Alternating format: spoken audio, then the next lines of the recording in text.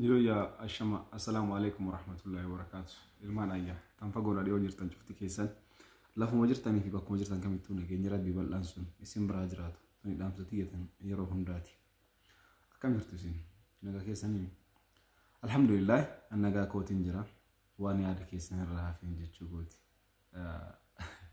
كان يجون يدو أكن سنجادو كيساتو فاميلي وانتي شفت كيسان والله كابجو كدانا براك أبو كانوا فمو نما كواجنا مبرق أبو توكو يا دوان بجرات يجوا على كل يار أكاسي أرى فيديو وان كان ندور هجرة كيستي نموني ماشينة توكو توكو بربادن كارا كيستي نفتني قافلين نقافة تنتجرا واني سبعيني كنتين قافلين نقافة تنسني في مو I think واي ماشينة توكو توكو يون يبسو مال إسان ماشينون سمال أكو جتان إبسان توري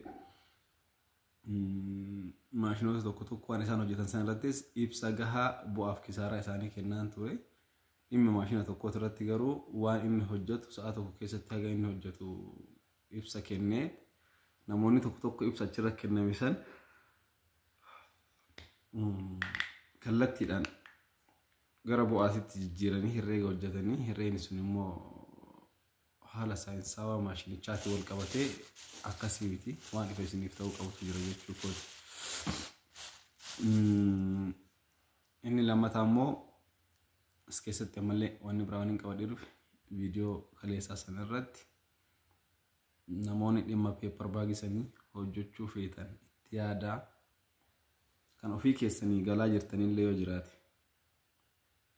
جولين وفي ما كيسني يو أما يين كان كيس هاجر رمضان كيس هذي تنامون نقلت يوكان رمضان أسيلي هذا رمضان كيس نامون نقلتن كيوكيني من جارتني وان غرغرات أتمرتني أما مو برتي أديمس كذكرة كي وجين غرغرات سنين بعد كجرو يوغا لمي أما كم شن تمر كرّا كبا يوكان كم إبتة كرّا كبا مالو أبا كيا دلقة يتين نامون ركّتني وكان ياد داجرتن بيبر باقي سن kan gartee boorsaa uffata garagaraa yookaan kosmootiksii waan garagaraa maal qabatanii deeman kan warra suuqatiitti ni as rakkabdanii warreen mana uffataatiitti ni as rakkabdanii gartee warreen mana nyaataa yookaan manneen keekiiwwan garagaraatiitti ni as rakkabdanii walumaa galatti wantoonni waan san keessa kaa'amanii deeman yaa akkuma isin biyyoota garagaraatti magaalota garagaraatti dabarsanii jechuudha.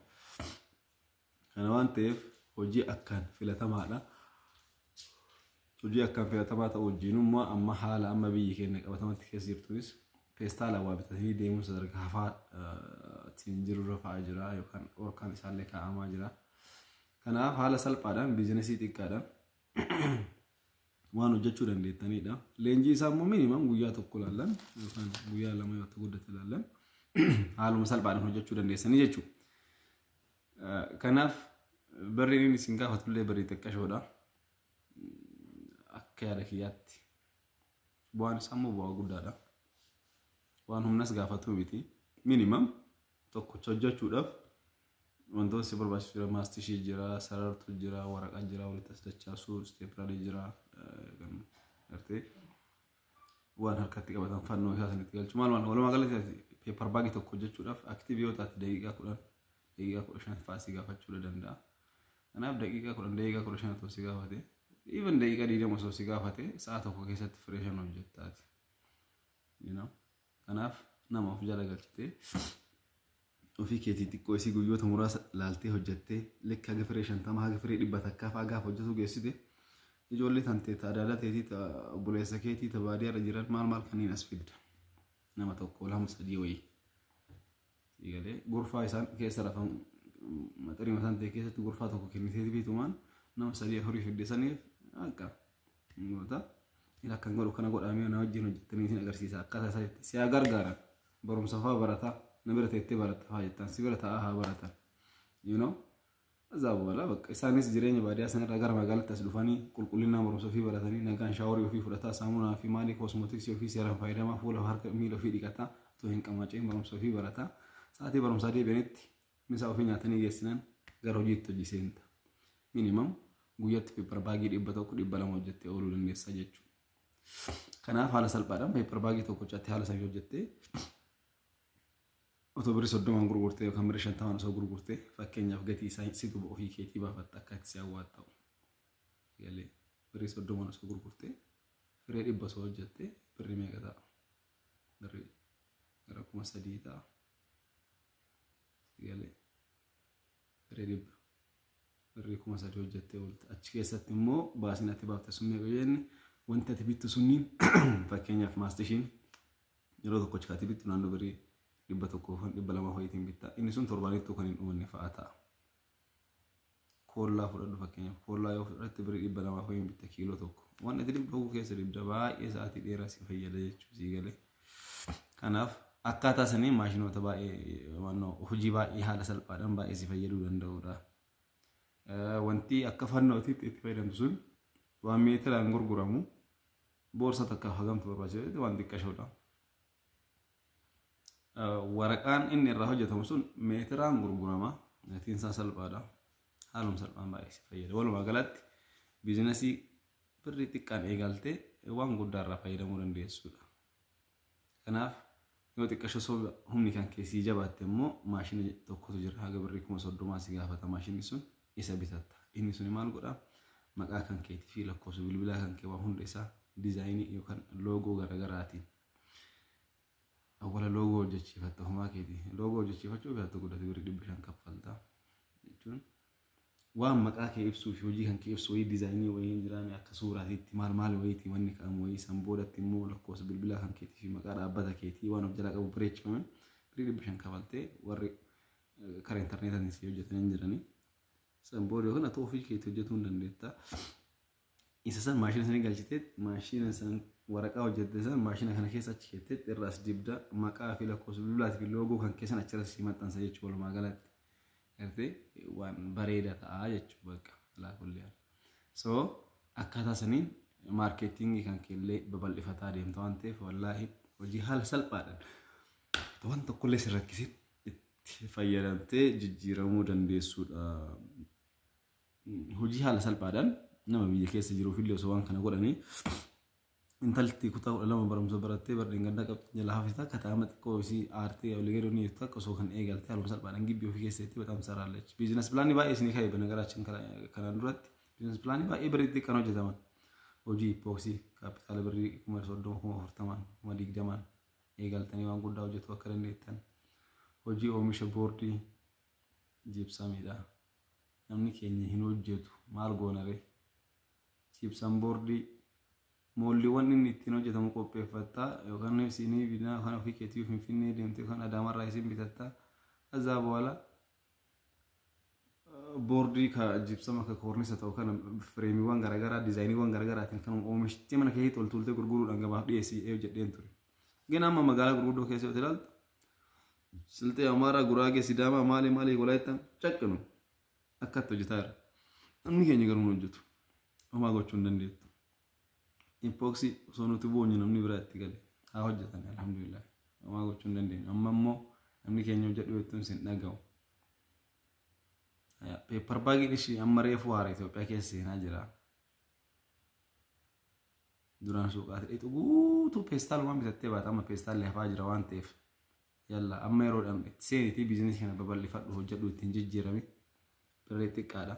Ogummaa maashinaan qabu waan harkaan hojjettu leenjii guyyaa 1-2-3tiin walumaa galatti an itti baatu. Kanaaf akkasitti waa'ee dhimma maashina shaamaa kanaan dura kaasnee turre namni hedduu eeba obboleessa kiyyaaf barbaada obboleessa kiyya finfinnee jira isaaf illee naa bittanii akkas barbaada maatiin kiyya akkan jiranii naa bittaa fi dhiirsi kiyya bakka kanaa jira isaatti illee naa geessitaa mana maashina shaamaatiif wanni si barbaachisu kaapitaalii olii galaa miinimaan birrii 50,000 isinitti maatiin ture. Shaamaa mannu waaksii fi kirrii dabalatee maal dabalatee ofii kiyyaa fe'ee isinii fiduu dhalatti. Garuu wanni ati birrii 50,000 walii gala bitte sun miinimaam waan birrii 5,000 haa ta'u waan birrii 10,000 waan shaamaa ittiin hojjettee deebitee ofirraa gurgurtuudha achi booda keemikaalota biraa kasi barbaachisu. Namni shaamaa san hojjetu miinimaam maashinni xiqqittiin sun amma inni xiqqaan daqiiqa 10 shaamaa 20 ka baasu. Daqiiqa 10 shaamaa 20 baase jechuun sa'a tokko keessatti meeqa baasa? Kunoo shaamaa 120 mana baasa. Shaamaa 120 kanarraa ati birrii takka argatte. Birrii takka argatte. Tarfii birrii 120 ni argatta. walitti asitee sa'aatii jaafee hojjettee hoo birrii 720 hojjette haa galgala itti soo hojjettee hoo saa 12 guutuu naannoo birrii 1,400 minaamin hojjette qansiraa kamii kaatee birrii 1,400 Itoophiyaa keessatti hojjettu haala kana immoo mana kan kee keessatti bareechitee hojjettee ofumaa keetti gabaaf dhiyeessitu kanaaf akka warri waan san irraa hodhesanitti haga barbaadde gatii waan wayii qannastee hojjettee hojii kiyya jettee garuu cichitee hojjannaan minimum ji'aan birrii 30,000 40,000 haala salphaatti haga birrii 50,000 hojii namaa fiduu danda'udha. Mana kan kee teessee elektiriika sin barbaachisu yookaan maabiraatiin inni barbaadu hin jiru wanni inni barbaadu hin jiru kaba qusanii barbaachisaa ta'e distiitti neexee qoraanirra yookaan ibiddarra keettee waan kasararra keettee baay'isuun dandeette waaqsisan. Kanaaf namni keenya hin amanu hin fudhatu takkaa fiigeet duubatti deebi'a. Namni immoo isin qofaa miti namni bitamuu sunillee ka baadiyyaa jiru haa ta'u ka magaalaa jirullee sila maabiraatiin bakka mara jira shaamaa eenyutu narraa bisa jedha akka waan shaamaa hojjettisan guutuu dhaqee ollaa keetti gurgurate jettee gara magaalaa dhiyeessita. Shaamaan ka bitamu ibsamuu qofaafi immoo gaaffii faan badee qofaafi homaa gochuu hin dandeettu. Inni biraa waa'ee maashina lawuzii sani. Maashina lawuzii oomishu dhadhaa lawuzii oomishan amma namni hedduun itti galaa jira keessattuu gara Finfinnee kanarratti gara Adaamaattis eegalamee jira akka gaariitti. Lawuzii san dhadhaa isaanii oomishanii amma fakkeenyaaf warri kanaan dura maashinoota gurguddaadhaan dhadhaa lawuziidhaa oomishan kiiloon tokko amma tasfaayii peenaat kiiloon tokko jira. Inni tasfaayiin sun 450 kiiloon takka. Inni kun kan qulqullinaan isaan geenye immoo aga 380 370 350 ti. Garuu warri Finfinneetti kallattiin ammuutan lawuziitiin aaniitu oomishan hin ashaganillee. Waan mun laastikii waan garagaraa akka kidaanii qabu ka kiiloo tokko waa wayii fuudhuu danda'u ka qibaatiin faa keessa dhumee jira miti. Isatti sina qabri 270. Baaldimatti ammuutan lawuzii akaaniitti xiqqoo soqiddatanii bareechisanii tuman sima hojiitiin kiiloo rasii kaasii mazanan 270 kaffalta. Ati garuu lawuzii meeqaan bitte birrii 90 birrii 100 birrii 110 lawuzii dheedhii. Akkooftee soqidda xiqqootti booftee bareechitee qoola isaa irraa yaastee nayitee 200 gurguruu jechuun mee kana ol maal barbaadda? Wallaahi biizinesii waan baay'ee guddaa waan baay'ee isin fayyadan. Garuu namni keenya xiyyeeffannoon isaa achii miti. Osoo madda galii wayii hin qabaatiin makiinaa bitachuu barbaanna. Osoo madda galii gahaa wayii hin qabaatiin mana bituu barbaanna. Osoo madda galii wayii hin qabaatiin lafa bitannee gara biyyaa galuu barbaanna. Faallaadha. Makiina bituu ni dhaqqabda. Lafa bituu ni dhaqqabda. Wanni si daangessu tokko illee hin jiru. Garuu fakkeenyaaf namni mana qabu baay'ee bareeda konkolaataa caala namni mana qabu baay'ee murteessaadha. Baay'ee murteessaadha. Eega mana qabaatte immoo hojjattee akka nam tokkootti meeshaa manaa yoo guuttattu dhugaadha itti gammadda hara itti baafatta. Garuu eega meeshaa manaa guuttatte booda bakka mana ijaaradhee meeshaa manaa guuttadhee uff nagahee amma hin gala gaafa jettu. Galtee torban tokko isheen tokko booda ofuma keetti gaafa kiiloo 5 qannaftu kiiloo 7 qannaftu kiiloo 8 kiiloo 10 qannasaa deemtee akkana taatu ofumaan jireenya si jibbisiisa. Manni sunillee si jibbisiisa meeshaan manaa sunillee si jibbisiisa. Maaliif ree taqabu dhadhaa jirta malee madda galii biraa waan hin qabneef.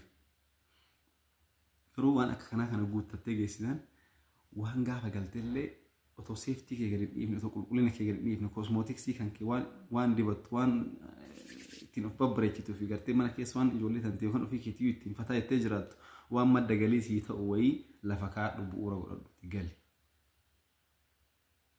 Lakki hangalaan jiru yoo jette immoo nama as jiru kan yeroo hunda adada ji'aatiin adada ji'a lamaatiin azaasii godhuufillee waan wayii uumiif kazzii boola kana booda dolchee takkanaan gaafattu. Amma maashina akkana jedhamuun si bita maashina kanaan hagaanii hojjettaa ji'atti hagaanii hojjetta kasaaraan illee yaraase guddaa wanni kasaartuuf hin jiru jabaadhu hojjedhu garuu akka jijjiiramtu an bareechee beeka waan ta'eef hojjedhu kana booda dolchee nan gaafatin yoo jetteen onnatee ka'a.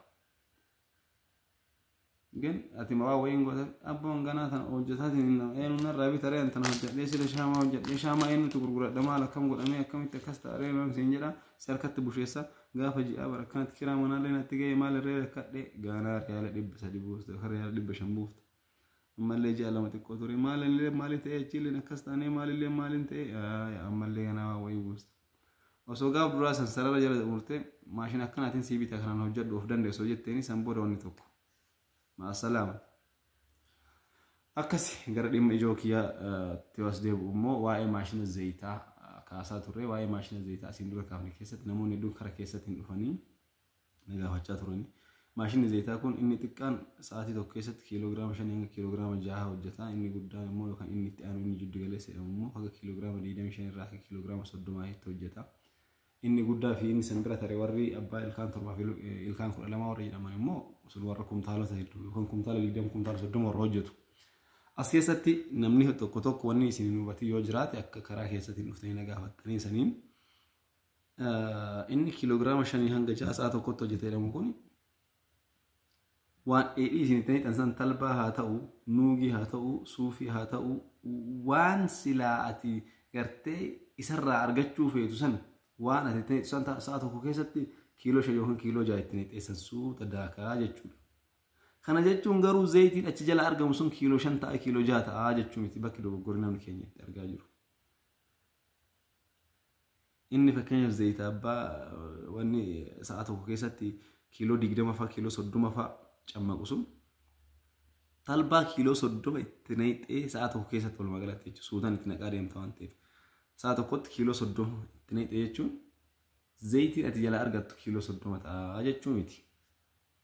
Namni keenya akkas ilaalchi gaafii akkana kana na gaafatanii furmaata isinii fiduufi. Akka seera maashinichaatti haa ta'u akkuma saayikooloojii akkuma ilma namaa itti yoo yaadnu fakkeenya baabura yoo dheete xaafii kiiloo 100 fuutee yoo deemte wanti ati jala argattu xaafii kiiloo 100 harcima jechuudha. Gattaan achi keessatti hafu hin jiru. Kun immoo waan san cuunfee heat press fayyadamaan ta'eef ho'a fayyadamaan as fayyadamee waan san waliin rigee cuunfeet asiin haga cuunfamte keessaa sii baasee garanaan immoo gattaa isaa sii baasa. Kanaaf gattaa fi wanni cuunfamee boosu waliin madaalu gattaatu caalaa jechuudha. Kanaaf talbaa kiiloo 30 itti naqee zayita liitira 20 jala argadha jettee yaaduu hin dandeettu waan zayita liitira 30 jala argadha jettee yaaduun sirra hin jiraatu jechuu barbaade walumaa galatti. Parsantii guddaan akka ta'u gattaa irraa baasanii gattaan sun immoo maal ta'a gara hojiitti jijjiirama inni illee fakkeenyaaf absuuda gurraacha fudhadhu. Absuuda gurraacha warri maashina sanii hojjetan liitiroon tokko birrii meeqa 4,000 4,500 ani jekii yaad argeera warra 6,000 gurguru mucayyoo tokko jira Finfinnee kana hiriyaa Ummu Ajabii saahiba nama akkaan jabduu wayiiti. I think ijoollee Shaashamannee kana na fakkaatti. Hojii maashina saniin hojii gahaa hojii guddaa hojjetaa jirti ammallee rabbi si haa kabaju hojii qulqullina qabu hojjetaa jirti gamanumaan osoo beeksisallee hojjedhee fi natti tola wallaahi lakkoofsisii Ummu Ajab gaafadhee isin qunnamsee yookaan Ummu Ajabiin gaafatuu dandeessanii nama akkaan qulqullinaan hojii bareeda hojjettudha. Sa'a kanatti isii biratti naannoo hanga birrii 5,000ti hanga 4,500 illee ni gurgurti hojii qulqullina qabu hojjetti. Keessi asumatti dhaaba fakkeenyaaf jechuudha. Nama maal jechuu barbaadeeti namni suni wanni 5,000 yookaan 6,000 waan san gurguruuf liitira tokko san oomishuudhaaf yoo xiqqaate kiiloo meeqa itti fixa kiiloo 2 ta'uu danda'a kiiloo 3 4 5 6 ta'uu danda'a kiiloon tokko gabaa irratti birrii meeqa ta'a fakkeenyaaf absuuda gurraachi ani hin beeku fakkeenyaaf kiiloon birrii 100 ta'uu danda'a yookaan 200 ta'uu danda'a 200 yoo ta'e otoo kiiloo 5 si gaafate kiiloo 5 keessaa wanni sun baatu sin jedhani yookaan kiiloo 10 keessa yoo tosin jedhani fakkeenya sin jechaa jira beek kiiloo 10 itti naqxee isa kiiloo takka yookaan liitira tokko jala argatta tosin jedhani kiiloo 10 ati hisaaba 200 yoo bitte hisaaba 200 yoo bitte birrii 2,000 ta'a yoo cammeexee geessitu garuu otoo liitira tokko sii ba'ee fakkeenyaaf jechuudha liitira tokko sii ba'ee 4,000 yoo gurgurte 2,000 jala ni argatta baqa waan dhumata otoo kiiloo 10 keessa yoo liitiriin takka qabau taate fakkeenyaan sii kaasaa jira beekeeti. Kiiloo 10 keessa liitira tokko yoo ba'e akkuma san itti bu'aa qabda jechuudha. Kanaaf baay'inaan waan bu'aa qabu irratti fakkeenyaaf dibata mataa zayita mataatti dibatan kanneen kan dubartoonni haalaan hajaman kanneentu jira. Dibanni sunniin kan firiiwwan garaagaraa irraa cuunfamuu danda'an jechuudha. Firiiwwan garaagaraa cuunfamanii kan zayiti isaanii keessaa bahu zayiti sun immoo kan dibata mataatiif ta'u yookaan kan dibata qaamaatiif ta'u. Amma talbaa yoo fudhatte itti leexa zayituma qulqulluu fayyadamta nyaataaf. Zayita jaanii kan ashagamee dhufu maal ta'u. Amma fakkii zayiti jaanii kan dhufu kun abbaa barbaadan gaafadha warra doktoroota hakimoota fidan gaafadha. Hiyyummaa kennaaf nyaanna malee akka inni rakkoo qabu beekamaadha. Namni yeroo hunda qursii fi misaa fi irbaan isaallee zayita jaanii keessaa yookaan kumbii keessa nama buusan hin fayyadamu. Dhumarratti sadarkaa duudhi isaa dhukkubbii duudaan gadi jechuu jilbi kun isa caccabuu waa wayii ta'uu lafeewwan isaanii kun haphatuuf namni deema.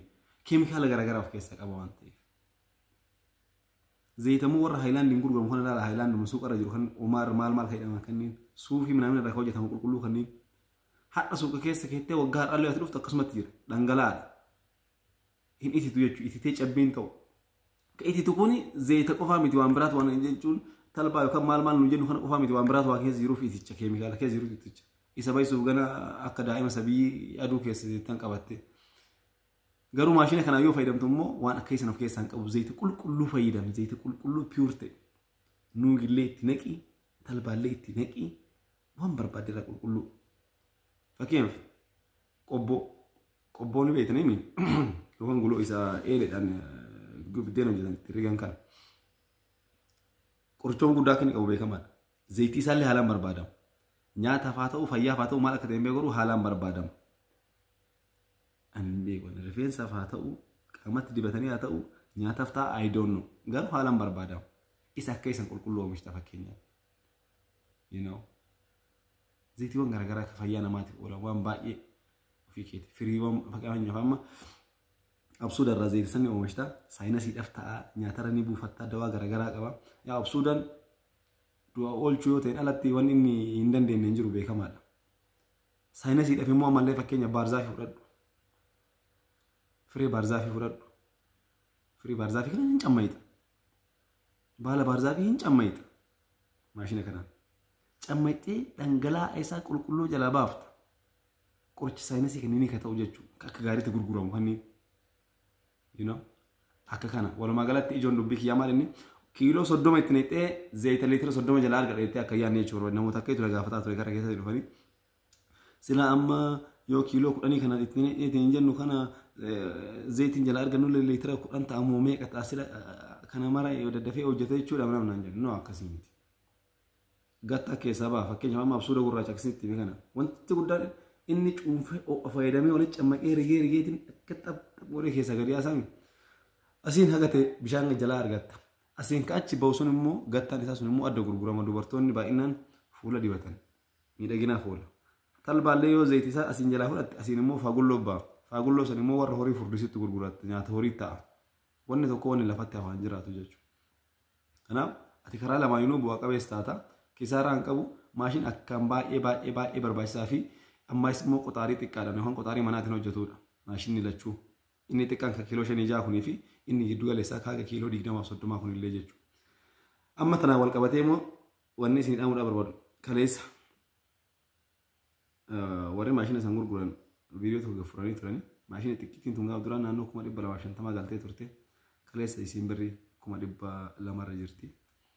Maashini guddichi 350 ture kaleessa 320 tti deebi'ee jira birrii 30 irratee jira maal jennaan namoonni hedduun wal gargaaranii walitti faa dabalamanii maashina kaan bitaa jira maashini gaaf duraan miliyoona 1.5 isin jedhu sun immoo miliyoona 1.7 irra ga'ee jira moo inni dabalee jira waan akka kanaati kun channel YouTube Nasru Abbaa Hojiiti gaafilee kamiifuu dhimma wal gorfannu wal gaafannu kamiifuu akkasumas tajaajiloota karaa delivery wal qabatan meeshaalee suuqarraa isinii bitaman akkasumas meeshaalee karaa keenyan isinii hojjetaman algaa soofaa biffee arabiyaan majlis doolaa maanii kitchenii kaabineet everything karri keenya banaadha nurra nafina